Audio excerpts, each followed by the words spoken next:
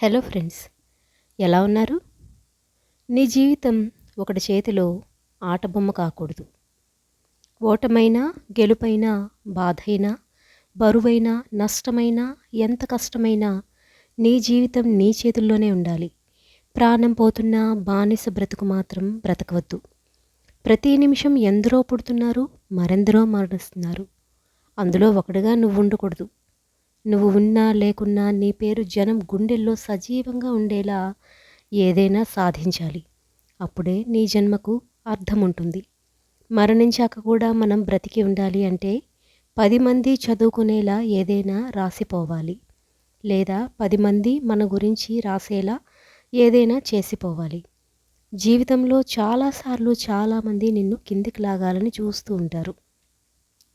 నిద్రాహారాలు మానేసి పగబట్టి మరీ నిన్ను ఓడించడానికి కంకణం కట్టుకున్న వాళ్ళని కూడా నువ్వు చూసే ఉంటావు. కానీ నువ్వు ఏమాత్రం జంకకుండా సాలీడు పురుగుని ఆదర్శంగా తీసుకొని ముందుకు సాగిపో. ఎంతమంది ఎన్నిసార్లు కిందికి లాగినా అది ఓటమిని అంగీకరించకుండా మళ్ళీ మళ్ళీ గూడును కట్టుకుంటుంది. నువ్వు కూడా అలాగే ఉంటేనే గెలవగలవు. కాదు, కుదరదు అంటావా? బొద్దింకలాగా నిన్ను తొక్కాలని ఎదురు చూస్తూ ఉన్న వాళ్ళ కాళ్ళ కింద పడి నలిగిపోతావు. ఆలోచించుకో. సాలీడు పురుగులా బ్రతుకుతావో, బొద్దింకలాగా ఒకరి క్రింద బ్రతుకుతావో నీ ఇష్టం. నువ్వు మాత్రమే బ్రతకాలంటే ఉద్యోగం మాత్రమే చేసుకో. కానీ నువ్వు జీవితంలో ధనవంతుడు కావాలంటే మాత్రం వ్యాపారం ప్రారంభించు. ఉద్యోగం నిన్ను మాత్రమే బ్రతికిస్తుంది. వ్యాపారం 10 మందికి ఉద్యోగాలు ఇవ్వడానికి పనికొస్తుంది. నీతో పాటు వారిని కూడా బ్రతికిస్తుంది. ఎవడి దగ్గరో నిరూపించుకోవడానికి నువ్వు పనిచేసినన్ని రోజులు ఎవడో ఒకటి కింద పనిచేస్తూనే ఉండిపోతావు. నీకోసం నువ్వు పనిచేయడం ఎప్పుడు మొదలు పెడతావో అప్పటి నుంచి నీ సామ్రాజ్యానికి నువ్వు పునాది వేయగలుగుతావు. మెప్పు కోసం చేసే చోట నిన్ను వాడుకొని వదిలేసే వాళ్ళు ఉంటారు. నీకోసం నువ్వు చేసుకునే పని వెనుక నువ్వే ఒక యజమాని అవుతావు. మన కళ గురించి మనం కష్టపడకపోతే వేరే వాళ్ళ కోసం మనం చాకరీ చేయక తప్పదు. నీ జీవితం నీకు నచ్చినట్టుగా ఉండాలి అంటే నీకోసం నువ్వు ఎంతో కొంత కష్టపడు. లేకపోతే జీవితాంతం అన్నీ మూసుకుని ఎవడో ఒకటి కింద పని చేయాలి. గుర్తుపెట్టుకో.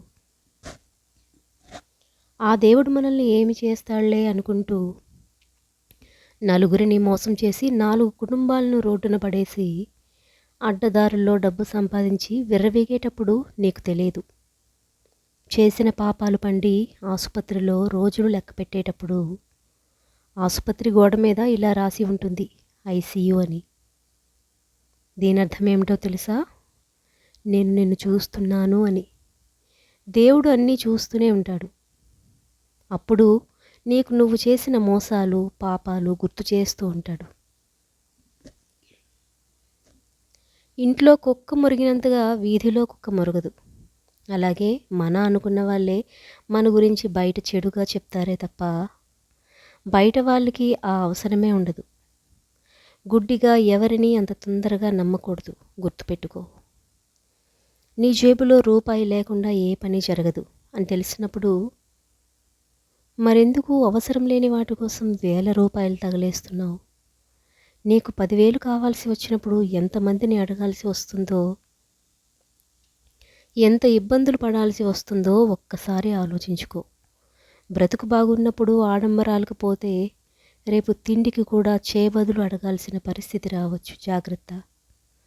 పిసినారిలా బ్రతకమని చెప్పడం లేదు. ఉన్న దాంట్లో సర్దుకొని కొనలేని వాటి కోసం అప్పులు చేయొద్దని నీకు నువ్వు ఒట్టు పెట్టుకో.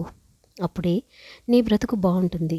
నిన్ను నమ్ముకున్న వారి బ్రతుకు కూడా బాగుంటుంది. ప్రతిరోజు నీది కాకపోవచ్చు, కానీ నీకంటూ ఒక రోజు ఖచ్చితంగా వచ్చి తీరుతుంది. ఎందుకంటే ఇక్కడ ఏది ఎవరికి శాశ్వతంగా రాసిపెట్టి ఉండదు. ఎదురు చూడటం కాదు, ఎదురు వెళ్ళడం అలవాటు చేసుకో. అప్పుడు అన్నీ నీ ఆధీనంలోకి వస్తాయి. పరుగు మొదలుపెట్టినప్పుడే నీకు ఒక ఆలోచన వచ్చి ఉండాలి. లేకపోతే ఖచ్చితంగా కొంత దూరం వెళ్ళాక అలసిపోవడం ఖాయం. కాబట్టి పుంజుకోవడం ఎలా అనే ఆలోచన నీ మదిలో మెదులుతూనే ఉండాలి. లేకపోతే అలసిపోయిన చోటే ఆగిపోతావు. కూలబడిపోతావు. ఇది గుర్తుపెట్టుకో. తీసుకున్న డబ్బులు సమయానికి తిరిగి ఇవ్వకపోతే నీ అవసరాలకు ఆదుకునే ఒక మంచి మిత్రుడిని కోల్పోతావు. ఖచ్చితంగా ఆ ఇచ్చిన వాడి దగ్గర నమ్మకాన్ని కోల్పోతావు. తరువాత నీకు ఎంతటి కష్టం వచ్చినా ఆ మనిషిని ఇంకోసారి డబ్బులు అడగలేవు. ఒకవేళ సిగ్గు శరం లేకుండా నువ్వు అడిగిన ఆ మిత్రుడు ఉన్నా కూడా లేవు అనే చెప్తాడు. కాబట్టి నువ్వు ఏ పరిస్థితుల్లో ఉన్నా ఎవడి దగ్గర చెయ్యి చాపకు. ఎందుకంటే రేపు అదే నీకు మచ్చగా మారచ్చు. ఎట్టి పరిస్థితుల్లోనూ ఎవరి మీద ఆధారపడకు. ఎవడో వస్తాడని ఏదో చేస్తాడని ఎదురు చూడకు. అలా చేస్తే నీకు వచ్చే అవకాశాలేవీ నీకు కనిపించవు. నడిచి వెళ్ళు తప్ప నీ దగ్గర లేని లగ్జరీ కోసం పాకులాడకు. చివరిగా చెప్పేది ఒక్కటే, నీ దగ్గర డబ్బులు ఉన్నప్పుడు విచ్చలవిడిగా ఉన్నావు అంటే నీ దగ్గర డబ్బులు లేనప్పుడు నిన్ను బిచ్చగాడి కంటే హీనంగా చూస్తారు. డబ్బులు ఉన్నప్పుడు చిమ్మేశాడు, ఇప్పుడు దిక్కులు చూస్తున్నాడు అని హేళన చేస్తారు. అంతే తప్ప నువ్వు ఎంతమందికి పెట్టావు, నీ దగ్గర డబ్బు ఉన్నప్పుడు ఎంతమంది నీ చుట్టూ తిరిగారు అనేది మాత్రం ఎవడూ గుర్తుపెట్టుకోడు. డబ్బులు చేతిలో ఉన్నప్పుడు ఎవడైతే స్పృహలో ఉంటాడో వాడి బ్రతుకు బాగుంటుంది. ఎందుకంటే మనిషి దగ్గర డబ్బు అనే వాసన లేకపోతే ఎవ్వడూ నీ దగ్గరికి రాడు. ఇది గుర్తుపెట్టుకో. ఒక్కటి గుర్తుపెట్టుకో, ఎట్టి పరిస్థితుల్లోనూ నువ్వు తక్కువ చేసుకోకు. ఎందుకంటే నిన్ను నువ్వే ప్రేమించుకోలేకపోతే ఇక ఇతరుల నుంచి నువ్వు గౌరవాన్ని ఎలా పొందుతావు? నీ కష్టానికి తగిన ఫలితం ఆశించు. నీకొచ్చిన పనికి తగిన వెల కట్టుకో. ఎవరైనా సరే నీకు బాధ కలిగించినా, నిన్ను తీసి పడేసేలా మాట్లాడినా ఆ చోటికి వెళ్ళడం తగ్గించుకో. నువ్వు వాళ్ళకి చెప్పేశాయి, మీరు ఇలా చేయడం వల్లే నేను మీకు దూరంగా ఉన్నాను అని. నీకు తగిలిన ఈ గాయం గురించి, నీ నొప్పి గురించి నువ్వు చెప్పకపోతే ఎవరు చెబుతారు? ఒక పరిధి దాటి నీకు నొప్పి కలిగించే వాళ్ళని మన్నించాల్సిన అవసరం లేదు. నువ్వు ఎంత మంచిగా నడుచుకున్నా నీ చుట్టూ జరిగే కుట్రలు జరుగుతూనే ఉంటాయి. నీ దగ్గర ఉండి కూడా నీ మీద చాడీలు చెప్పే రోజులు ఉంటాయి. ఒక మనిషి మంచితనం ఈ కలియుగంలోనే కాదు, పూర్వయుగాల్లో కూడా చేతకానితనంలాగా అనిపించింది. చేతులు కట్టుకొని కూర్చొని సర్లే దేవుడు చూసుకుంటాడు అని వదిలేస్తే ప్రతిరోజు నీ మీద విమర్శనాస్త్రాలు వస్తూనే ఉంటాయి. బుద్ధి చెప్పాలి, మళ్ళీ నీ జోలికి రావటానికి భయపడేంతగా గట్టిగానే చెప్పాలి. ఈ కలియుగంలో కొందరు స్త్రీలకు మోసపూరితమైన ఆలోచనలు ఎక్కువగా ఉంటాయి. వారు అతి తెలివిని ప్రదర్శిస్తూ పురుషులతో ఆడుకుంటారు. అలాంటి స్త్రీ నీ కోసం ₹1 ఖర్చు పెట్టి తరువాత నీ చేత ₹1000 ఖర్చు పెట్టేలా చేస్తుంది. కానీ ఆమె తన కోసం ఖర్చు పెట్టిన ఆ ₹1 తలుచుకుంటూ ప్రేమ మైకంలో పిచ్చివాడిలా ఆమెను నమ్మి తనలో తాను పొంగిపోతాడు పురుషుడు. అందుకే అంటారు పెద్దలు, అందాన్ని చూసి ఆశపడే మగాడు, ఆస్తులు చూసి ప్రేమించే ఆడది సుఖపడినట్లు చరిత్రలో లేదు అని. అన్నీ ఉంటే నువ్వేంటి, ఎవడైనా కాలరెగరేస్తాడు. ఏమీ లేని నువ్వు నుంచి అన్నీ ఉన్న నువ్వుగా ఎదుగు. అప్పుడు తెలుస్తుంది జీవితంలో ఉండే మజా ఏంటో. వేట ఎంత గొప్పగా సాగితే విందు అంత రుచిగా ఉంటుంది. నువ్వు జీవితంలో ఎంత నలిగితే మునుముందు అంత గొప్ప బాట నీకే పరుచుకుంటుంది. సూక్తులు బాగుంటాయి, పడేవాడికి తెలుస్తుంది అనే మాట సోమరిపోతు నుంచి మాత్రమే వస్తుంది. నువ్వు అలా కాదుగా, కష్టం చేసి చూడు, కలిసొచ్చే కాలం రానే వస్తుంది. నీకు నచ్చని చోట, నువ్వు ఉండలేని చోట సర్దుకుపోవాలి అనుకోవడం గొప్ప కాదు. నువ్వు ప్రశాంతంగా ఉండగలిగే చోటు వెతుక్కోవడం గొప్ప. ఎన్నాళ్ళు భరిస్తావు, ఎన్ని రోజులు సర్ది చెప్పుకుంటావు నీ మనసుకి? ఎవరు ఏమనుకున్నా నీ సంతోషం నీకు ముఖ్యం. అది నీ ఆరోగ్యానికి, నీ కుటుంబానికి మంచిది. భరించడమే పనిగా పెట్టుకుంటే నిన్ను చేత కానివాడిలా తీసి పడేస్తారు ఇక్కడ. ముందు నిన్ను నువ్వు ప్రేమించుకో, మిగతావన్నీ నీ చుట్టూ అవే చేరతాయి. నీ పరిస్థితి బాగా లేనప్పుడు అందరూ అయ్యో అంటారు, కానీ కొందరే చెయ్యందిస్తారు. అలాంటి వాళ్ళను ఎప్పటికీ మర్చిపోకు. ఒకవేళ నువ్వు మర్చిపోతే నీకేం నష్టం కాదు.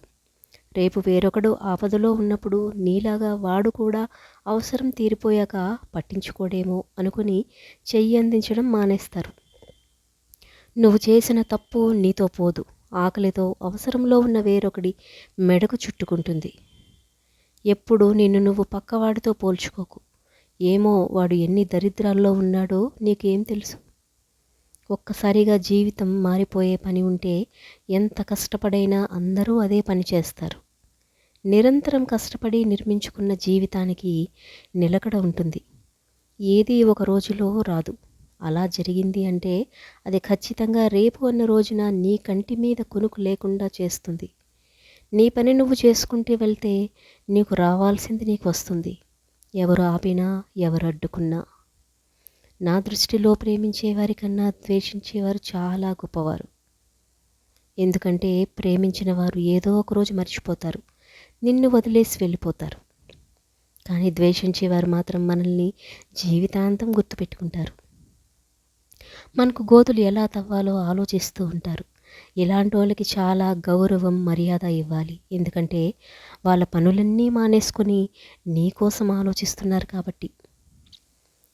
జరిగిన వాటిని మర్చిపోతే నడవడం, జరుగుతున్న వాటిని గమనించగా ఉంటుందో, జరగబోయే వాటికి సిద్ధంగా ఉండాలి. జీవితం అంతకన్నా ఎక్కువ సౌకర్యంగా ఉంటుంది. ఒకరి కళ్ళ నుంచి కన్నీళ్లు వచ్చేటప్పుడు మరొకరి కళ్ళ నుంచి కూడా కన్నీళ్లు వస్తే ఆ బంధం కన్నా ఉన్నతమైన బంధం ఈ ప్రపంచంలో మరొకటి ఉండదు. ఎందుకంటే నీ వెంట నడిచే వారిని వదులుకోకపోవడం ఎంత ముఖ్యమో, ఎంత చేసినా మనల్ని అర్థం చేసుకొని వారిని వదిలేయడం కూడా అంతే అవసరం. మట్టి మట్టి కలిస్తే ఇటుకగా మారుతుంది, ఇటుక ఇటుక కలిస్తే గోడగా మారుతుంది, గోడ గోడ కలిస్తే ఇల్లుగా మారుతుంది. జీవం లేని పదార్థాలు కలిస్తేనే బలమైన ఇల్లుగా మారినప్పుడు జీవం ఉన్న మనం కలిస్తే దేశమంతా మారుతుంది, సమాజం బాగుపడుతుంది. అందుకే ఈర్ష్య, అసూయ, ద్వేషం, మనస్పర్ధలు మాని కలిసి బ్రతుకుదాం.